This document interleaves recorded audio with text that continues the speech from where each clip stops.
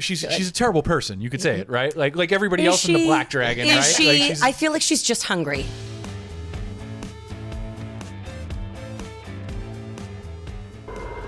He's here. And there is nothing you can do to stop him. Ron, every Mortal Kombat needs somebody to be that grizzled mentor character, but usually it's Raiden. Yes. This time it's Sub-Zero. What do you think kind of makes Sub-Zero such a good fit for that, and how did you kind of bring that to your performance? Yeah, well, first of all, when I got the script, I was actually surprised because I played Scorpion Mortal Kombat 11, which I loved, and then reading the script, it was just an awesome script, number one. Number two, the character of Sub-Zero now is older, like me, and kind of, you know, just broken down, and he just wanted to be on his own, and for him to be called back into the hero's journey and first rejecting it and then going along with it, first rejecting the student and then circumstances had him teach the student. But that whole process is what drew me to the character and to the script. And Rick and Jeremy, like, why Sub-Zero? Like, why was he the starting point for this story? We gave him short shrift in the other two films that we did. Yeah. No, seriously. I mean, I love the character. He's my main. I wanted to do more with him. And so when we started developing ideas, that was at the top of my head as well. I can't recall like how exactly we started down the road of Sub-Zero as the mentor. It's all part of like the guys who created all these characters in the mythology of, you know, Mortal Kombat and NetherRealm. They've done such an incredible job, and I know there is some iterations in which Sub-Zero and Kenshi have some interaction as far as like mentor-mentee, and so I know that after doing the first two movies, I mean, I was so ingrained in the mythology of Mortal Kombat and hitting every Wikipedia page ever. And I know when we talked about it, because we had a kind of a clear idea that we wanted it to focus on Sub-Zero. Yeah. And then as we pushed forward into kind of this post-apocalyptic world, it all fit together because we knew we wanted Sub-Zero, and Kenshi is such a cool design and such a cool character. Then you start going like, well, how can this fit into a story together?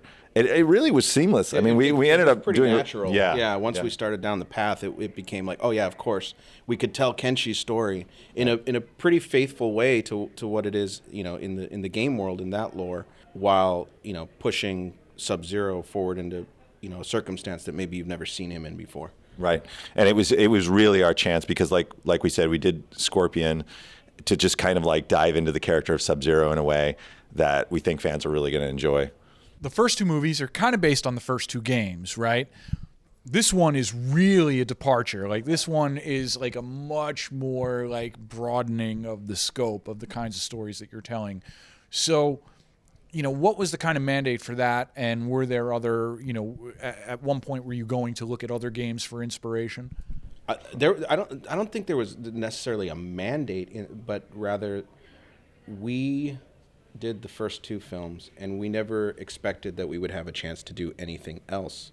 So, I mean, you don't take these things for granted. So, for the first two films, we tried to cover the territory that fans are sort of familiar with, but particularly in the second film, it's so big, there's so much, that after that, I felt, I really want to pare this down, and I want to focus more on the characters, you know, singularly as much as we can, without having to service the entire pantheon of Mortal Kombat characters. So that's where I was coming from. But then also, I think Mortal Kombat is it's got such a diverse world, wizards and cyborgs and monsters, and what you can tell any. I feel you can tell any sort of genre story that you want with these things. And so this to me was like a chance. Let's kick the door open and basically make this a world where anything is possible, where you can tell any type of story that you like. Yeah, I mean, I recall though, there was an executive that said, "Hey, we want to move beyond the main continuity line we were doing, come up with some ideas," and that's the worst thing you can say to me. And Rick and I are like, "Let's get lunch," and then just like, here's a bunch of ideas, And I know that NetherRealm zeroed in on this one in particular. And we were glad because that was one of the main ones we wanted to do. I think we had, a dozen or more ideas of we could do this, we could do that, we could do this. And it was like, what did people respond to? What did the executives respond to? What did NetherRealm, most importantly, respond to? Yeah, I mean, Ed Boon and Dominic over at NetherRealm have been such huge supporters of the animation, and they're the guys that kind of run the whole thing. So we're really lucky to have their input and really lucky that they care enough, and they trust us enough to tell these stories. And I think after the first 2 movies, they were like, oh, okay, you guys get it.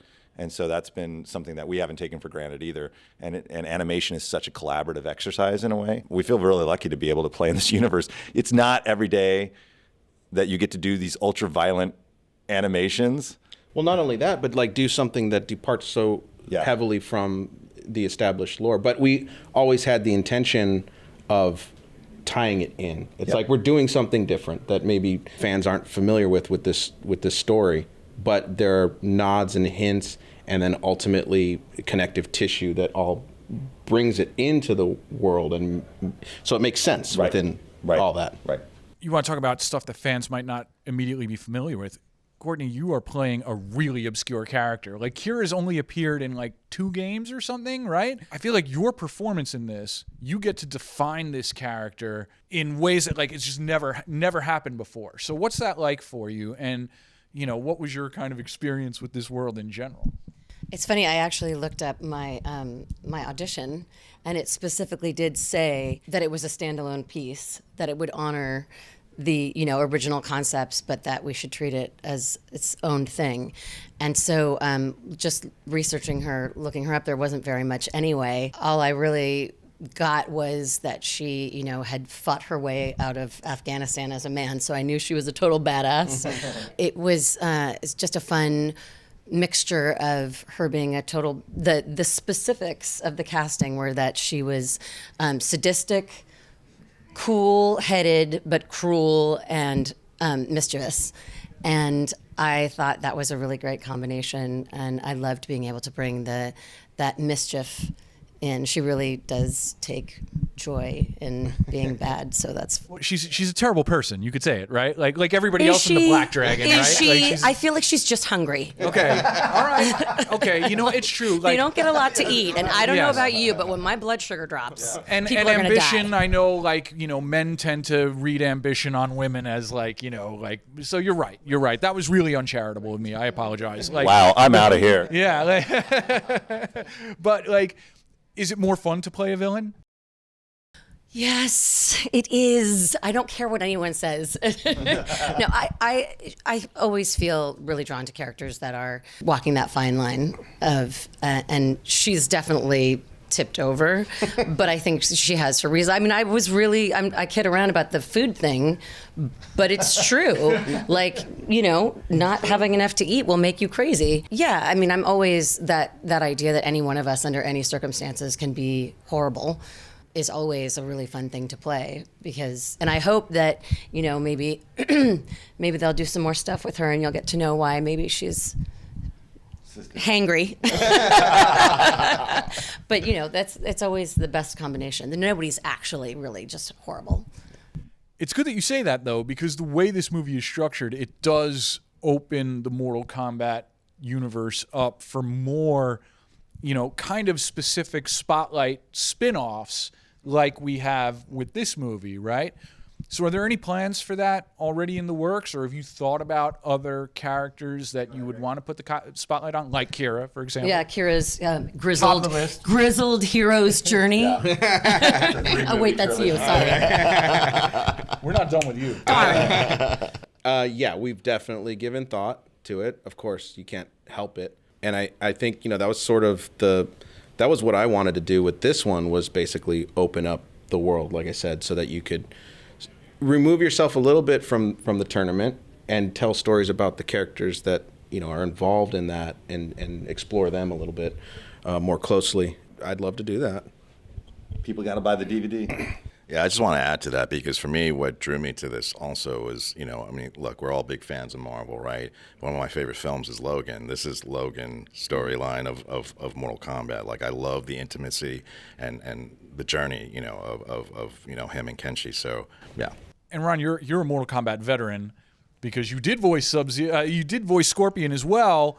So like this is like the ultimate, frenemy dichotomy in the Mortal Kombat universe. What's it like? Like, how do you kind of compare the two performances? What are you doing there? I mean, they're two different. I mean, first, like, again, I've probably said this many times, but when I first got the script, the little kid in me was like, "What the fuck, really?" Because because I did the same thing for for Scorpion. So for me, they're two iconic characters. At the genesis of Mortal Kombat, they were both just seen as villains, right? So as the decades came, like the more the stories got involved and the backstory. For me, I love the backstory and the journeys of both guys. But the Scorpion is dramatically different as far as just being bent on revenge, for his family being murdered and all that stuff. So for Sub-Zero and the animation, it's just I just love that Obi-Wan story, but he's not Obi-Wan yet at the beginning of the film. He's just rejecting that journey, man. And to me, it's like that's how does this character turn, and just that whole process. It was, I had so much fun because this world has the Mortal Kombat violence,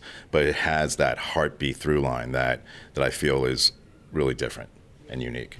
And essential. Yeah, you have to have that. I mean, that's kind of like, for this film in particular, you mentioned Logan. We were thinking about like Unforgiven. Yeah. And of course it's got the Mad Max vibe in it. But yeah, it's basically that. It's Logan, and which, I love as well. But yeah, with Sub-Zero. Part of it is, and part of the way we respond to things like Logan or whatever is, you can have all the violence in the world, but if you don't hang it on some sort of heart, it just becomes kind of noise. And so I know that we talked about that a lot. Like, what does this mean, in kind of the macro sense and the micro sense, and we really talked about it a long time, us and Jim Krieg, and just wanted to make it something so that it wasn't just extreme violence from Rick and his team, which they're psychotics, but it also had like emotional stakes everywhere.